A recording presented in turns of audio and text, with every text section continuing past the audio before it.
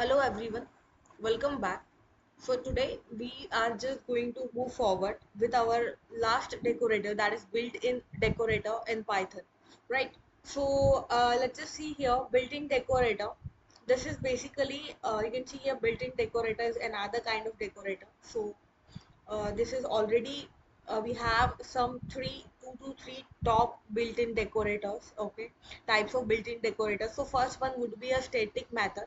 This is also a kind of decorator, but which would be a built-in kind of. So here what happens, no, it defines a method that does not use self or class, okay, so CLS, okay. So here the method could just define something which cannot use, I mean which is not a, like if you're not going to give the self or CLS, so the method could also be defined and can be called using the class name or object.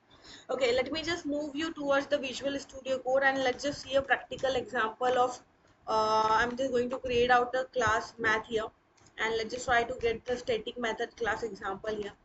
I'm going to just give the keyword here.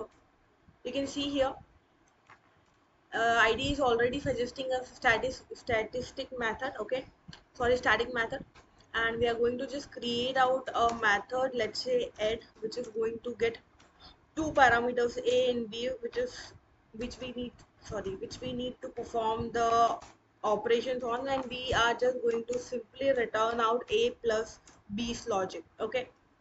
And we are just going to print out nothing but by the name of class we are just going to call the add method, and let's just try to give the answer parameters here. So if you would see here, we have, I mean, we just got 11, which is successfully addition of 5 and 6. What we did, we have created a class math. We have given a method def add, okay, inside which a and b is passed out, and we are just returning out the logic of a and b's addition. So if we have given out static method here, right, that means we can just simply call the method with the class name, okay. And here no need to just give self parameter of CLS as well. So this is how you can just work on with static method which is a kind of built-in decorator. Of course we'll see one or two possibly examples in the next video about static method as well. So I hope for now it's been sorted, you guys understood the concept. In case if you have any questions, you can let me know over the comment section. Thank you so much.